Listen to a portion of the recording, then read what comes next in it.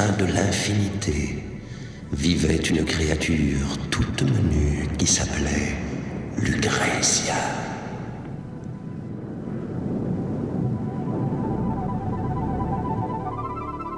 Elle avait les cheveux rouge feu, les plus rouges de tous les enfers, et la peau blanche comme neige, à la différence des autres dames qui, après un millénaire ou deux, avaient tendance à calciner. Constellée de taches de rousseur, Lucrezia soulevait l'envie de ses sœurs. C'est une infamie que d'être jolie quand les autres sont de funestes noirceurs. Mais Lucrezia n'en prenait pas ombrage, et les jours de grands grillages, elle se donnait un petit air tout à fait incongru, pire, une espèce d'air satanique qui ressemblait, ma foi, à un sourire. C'est la honte de la famille, disait feu sa mère. Elle a une propension au bonheur, je le sens. On dirait un vrai petit ange qui vendrait même ses propres parents. On lui a donné le pire de nous-mêmes. Voilà comment elle nous remercie, tout de même. Lulu ne s'en faisait guère.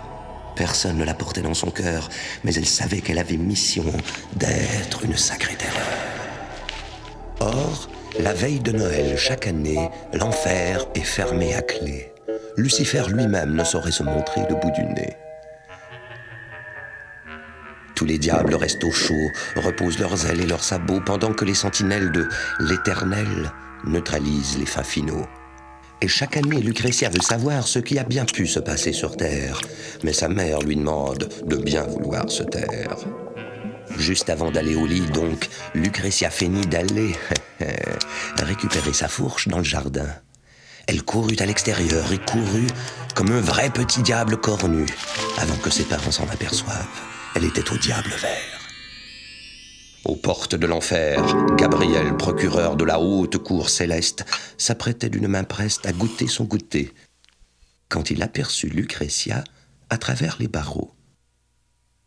« S'il vous plaît, monsieur, s'écria-t-elle, j'ai dû rater la bretelle qui mène à la terre, je volais à tire-d'aile.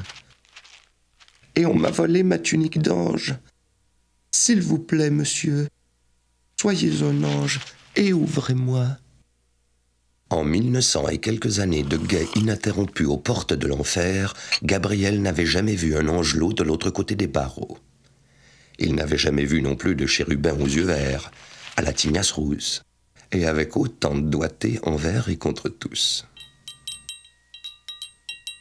« Je m'excuse, mon petit, dit-il gentiment, mais les ordres sont les ordres, et j'obéis, joignant les ailes comme pour saluer, à la lettre. » Puisque c'est comme ça, dit Lulu, il ne me reste plus qu'à... Dites donc, ça sent le brûlé, vous ne trouvez pas?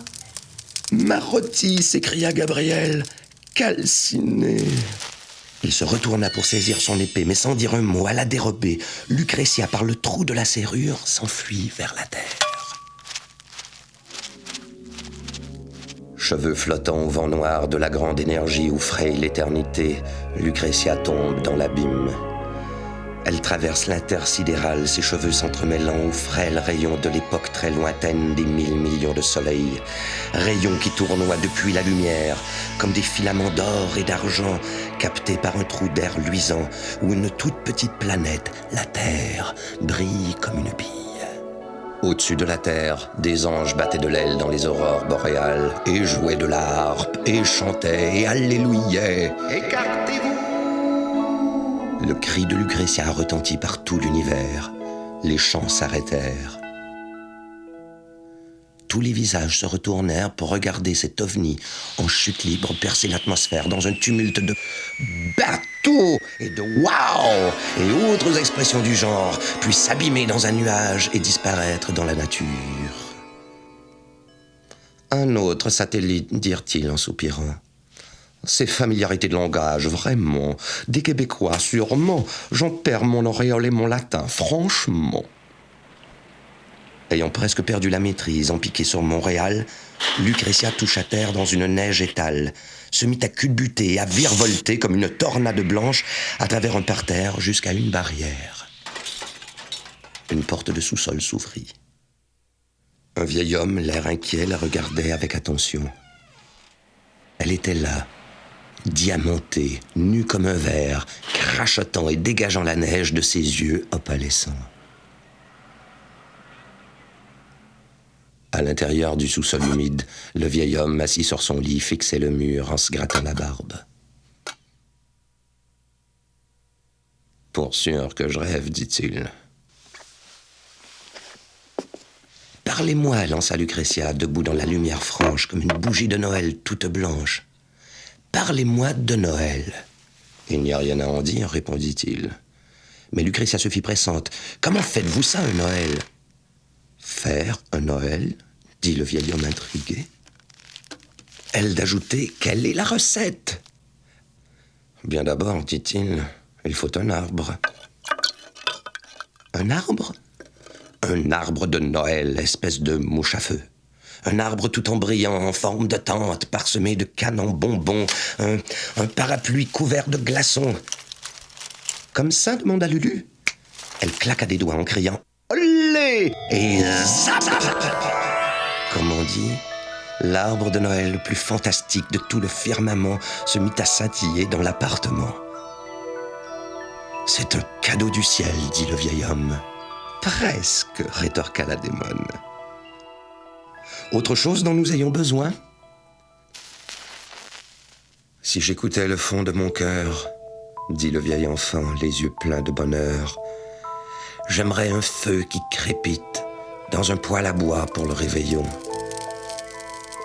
Un bon verre de bière, un chat qui ronronne, une dinde au four farcie au marron, et en regardant par la fenêtre, bordée de petits rideaux blancs, un clair de lune sur la neige, comme une petite voie lactée.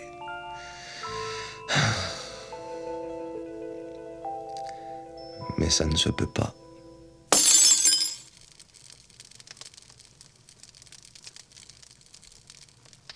Mais je n'en reviens pas. C'est à mon tour, dit l'homme tout joyeux. Tiens, une jolie robe pour toi. Un nœud aussi pour toi, en velours vert. Des souliers vernis, des chaussettes. Mais c'est merveilleux, s'écria Lucrezia. Tiens, un buffet Louis XIV, des tapis d'Orient, au moins 15. Et n'oublie pas, cria le vieil homme, dans le lustre, des feuilles de houx. Mais il n'y a pas de lustre, espèce de chou, dit-elle en riant, pendant que le houx tombait sur le repas de fête que le vieil homme et la petite démone s'étaient offerts en cadeau. Après le festin, après avoir fait claquer les diablotins et prédit la bonne aventure, quand tout le monde fut endormi, il lui fallut partir dans la nuit. « À l'année prochaine », murmura le vieil homme. « Vous savez, dit Lucrezia, c'est interdit. Mais maintenant que je sais ce que c'est, je vais revenir, promis !»